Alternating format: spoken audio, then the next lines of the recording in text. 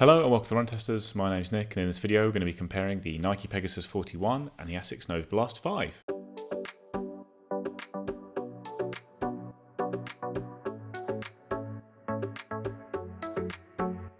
The Pegasus 41 and the Novablast 5 are both mid-range neutral running shoes within their respective brands ranges, like with the Novablast sitting beneath shoes like the Gel Nimbus, which is the more expensive cushioned shoe, and the Pegasus beneath shoes like the Vomero or the Invincible in the Nike range. The Novablast is £135 or $140, whereas the Pegasus is £130 or $140.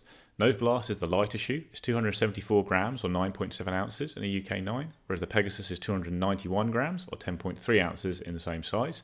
You've got an 8mm drop on the Novablast and a 10mm drop on the Nike. Nike doesn't give the exact stack height of the Pegasus, but I think it's just under 40mm at the back there, whereas the Novablast is over it, so it is the higher stack shoe for sure. So when it comes to the design of the two shoes, with the Novablast, you've got a jacquard mesh upper with an FF Blast Max Plus midsole. This is a new foam from Asics. It's a little bit softer than the foam that was previously used on the Novablast, but otherwise you've still got quite a similar geometry to the older shoes with sidewalls of foam for some extra stability, small rocker there as well. Then you have an AHA low rubber outsole, pretty good coverage, but quite a lot of exposed foam, more so than you have on the Pegasus, which has a waffle tread outsole, pretty good coverage there. Like I say, it's a fairly thick layer of rubber as well on the Pegasus, which has an engineered mesh upper with a fair bit of padding around the tongue and heel, quite a lot on the tongue actually. It's notably more padded on the tongue than the Novablast, but they both have quite a lot of padding and structure around the heel with internal heel counters. Then the midsole on the Pegasus 41 is made from React X, and there are air zoom pods under the heel and forefoot. Again, you've got quite soft foams here, but also fairly balanced ones that are designed to be able to handle quite a variety of different types of runs. Just give you a quick word on fit then. I ran in a UK 8.5 in both these shoes, which is my regular size in both Asics and Nike. I think the major difference here comes in the toe box. Both of these are really nice and flexible across the top. Easy to wiggle the toes, nice and roomy. I think the Novablast 5 though are much roomier into this toe box. There's so much space up top here. There's actually sort of a full thumb's width there, and there's good clearance across the top of the toe. Some people might find that's a little bit too spacious if they want it to be a bit more snug. I really like that, particularly if you're thinking about running longer distances in it. No danger here of black toenails, all that kind of thing. It feels nice and roomy. Bit more kind of close fitting across the top in the Pegasus 41.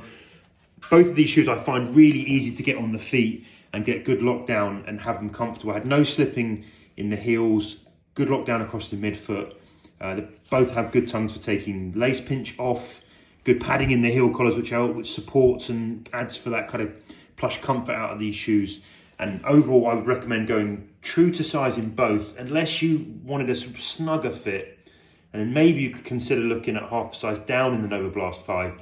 But for me, it's perfect. I like it a bit roomy, and it works really nicely, true to size. So I've got my normal UK 9 in both of these shoes, which is a US 10, and the fit's been really good for me. I've had no concerns at all about the length or the width or anything like that. It's the same size I use across Asics and Nike's ranges, and yeah, no concerns at all, like I say. I'd say the Asics has the roomier upper all round. Like, it's not a case of necessarily being too long or anything like that. I think it's the same length as Nike, but it's just roomier in the toe box for sure. And I have a narrow foot, so I do notice that a little bit, but it hasn't been a problem. Both shoes hold my foot nice and securely around the heel and midfoot, and I've had no problems with irritation at the back of the shoe or anything like that. So yeah, I would stick to your normal size with both of these shoes. So in testing, I've run well north of 100 miles in the Nike Pegasus 41, north of 50 miles in the Asics Novablast 5. I've also done solo marathon tests in both of these shoes. You can find those videos up on the channel if you go and have a look.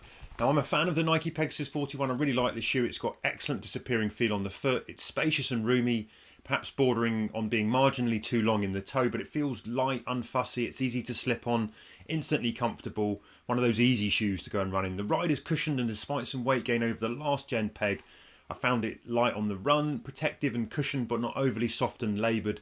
It's a workhorse shoe I find that'll easily eat those easy miles, but there's versatility too. It's not as punchy as faster tuned daily trainers like the Endorphin Speed 4, those kind of shoes, but there's some bounce and energy from the combination of the React X midsole and the air zoom pods.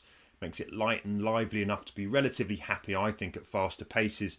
Capable, certainly, if not remarkable, moving up the gears. It's got that kind of gliding, rangy capacity that I really love in my running shoes. I felt like I could pop it on and run almost any run in it, and it would do an okay job. The Novablast 5 offers a nice smooth ride as well that responds well on toe off, feels springy but controlled.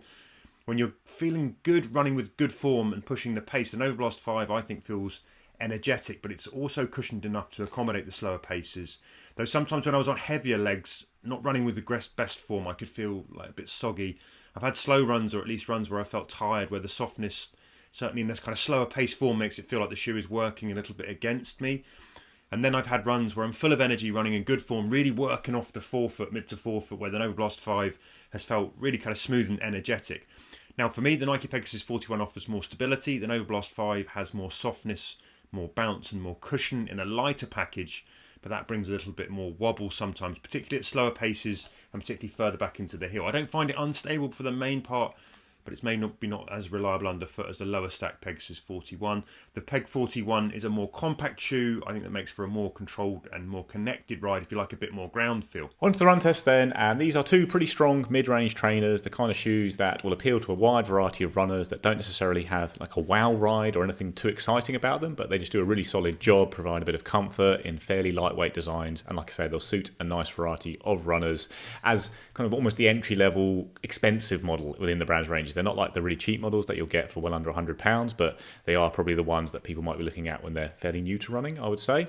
I'd actually say these are probably my top 2 picks for beginner runners in general, but they obviously don't just appeal to beginner runners, they have a lot of appeal to runners of all levels, I would say. So Nike is the shoe I tested first, and it was a pretty classic Pegasus experience. I think I liked it a little bit more actually than the past couple of models. I think the React-X midsole is a little bit livelier when you combine it with those Air Zoom pods. I haven't necessarily loved this foam in some other shoes, but in the Pegasus with this geometry and those Air Zoom pods, I think it did have a little bit of life to it. It's not a shoe that gives you a lot of kind of rebound or response off the forefoot, but it's nice and comfortable at the heel. It snaps through with that classic Nike 10mm drop. There's not really a big rocker on this shoe at all, certainly less so than on the Novablast, and it kind of just ticks over really well, especially at easy paces, I'd say. Like, this is a shoe that I didn't love using for faster runs. I did do one mini session in it, but for the most part, it's a shoe that I just use for ticking off daily miles. Nice looking shoe as well, especially this one. This is not the one I actually ran in. The one I ran in is in the garage, but this is a very nice looking shoe, and which obviously gives it some extra appeal as a lifestyle shoe. But yeah, a nice comfortable ride, but like I say, not the most life off the forefoot and not very rockered at all. And the Novablast certainly has more of a rocker, I would say, and it creates a smoother ride and a more enjoyable ride for me. I tend to prefer those rocketed rides. Like, the difference in drop here isn't massive, like 8mm versus 10mm, but it does feel like the Nike snaps through a bit more because of the way the shoe is shaped. Like I say, you've got that smoother feel with the Novablast. The foam on the foot, I think, maybe feels a little bit tad softer under the forefoot in particular. I think there's a bit more foam there in general as well, because it is a higher stack shoe with a slightly lower drop, and I don't think it's really giving you a whole load more response than the Nike. I don't think this is a really energetic or dynamic shoe that you'd use for everything, but I do think it has a little bit more pop maybe there than the Pegasus, and just feels a little bit better at faster paces, I think, because it's a lighter shoe as well. That said, with both of these shoes, I'd be positioning them very much as the easy shoe in my rotation. I think they are good cushion daily trainers. I think they could be an all-rounder for a newer runner or a one-shoe runner who wants a nice cushion shoe that can pick up the pace a little bit, but for me, they'd be ones that I'd put at the easy end of my rotation, like I say, pairing them with something like a super trainer or a really lightweight, plateless shoe for my faster runs. But they do have a bit of versatility there. Did do a run in both shoes at the same time, and there is quite a similar feel at the heel for sure as a heel striker. Like, I noticed that. Like, I didn't think the Asics was notably much softer than the Pegasus at the heel, actually, which surprised me a little bit. Have got a big wedge of foam there in the Nike as well. You do get soft landings in both at the heel, and then the transition is quite different. Like I say, it's a bit smoother, it's a bit better for me in the Novablast, I would say. I think I move from my heel to my forefoot a bit more comfortably and quickly, and I feel like I just tick over a bit better in the shoe, whereas you do have that slightly slappier feel in the Nike. It's not so noticeable at slower paces. They're both really good at slow paces, but when you do try and do anything a little bit faster, do get a slightly slappier feeling from the Pegasus compared to the Novablast. That would make the Asics, I think, more comfortable at faster paces, if not necessarily like a faster shoe in general. I think it is a slightly faster shoe because it is a bit lighter, but it's also going to be a bit more comfortable with that extra forefoot cushioning, and especially over longer runs, I think the little bit of extra rebound there helps as well. The Nike just feels a little bit thin under there because of the way the shoe is set up, when you've got a lot of nice comfortable foam at the heel, but just a little bit less at the forefoot for sure. On to the verdict then, and I prefer the Novablast 5 out of these two shoes. I do think they're both solid options, like I say. I think they both offer good value. I think new runners should check them out. And if you prefer a higher drop in general, then the Pegasus does have not only a slightly higher drop than the Novablast on paper, it just has that slightly more traditional ride where you kind of snap through a bit more, whereas you have that slightly more rockered, rolling sensation with the Novablast. That is what I prefer though, and I do prefer this shoe all round. I think you've got a really comfortable shoe, more comfort under the forefoot. I do think it has a bit of life when you want to run at faster paces. Not a huge amount, but a little bit more than the Nike.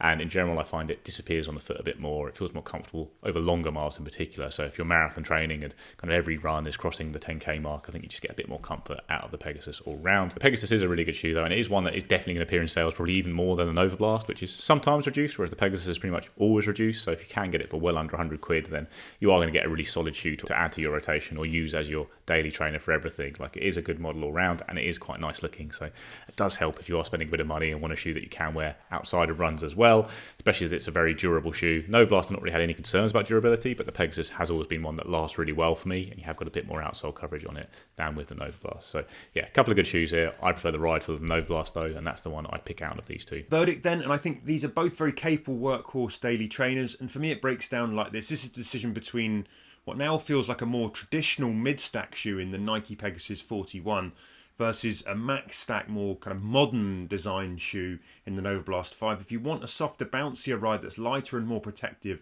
and probably more energetic when you're putting in the work or running with higher energy, moving with good form, then I think the Novablast 5 is probably going to be your best bet. But if you want a good versatile shoe that's a bit more stable, a bit more controlled, a bit more traditional in the way it feels underfoot, perhaps with a shade less bounce, relies a bit more on fast foot pickup, then the Nike Pegasus 41 offers more of that kind of ride. Now, another thing, if I were choosing a utility training shoe that could go from general gym cardio stuff onto the roads, it'd be the Pegasus. For pure running, I think the Novablast 5 would probably be the shoe I'd go for. It'll offer more versatility to the widest range of runners, I think. It's just a bit more exciting as well. So if I was choosing one shoe to add to my rotation, it'd be a close call, but I think I'd likely opt for the Novablast 5.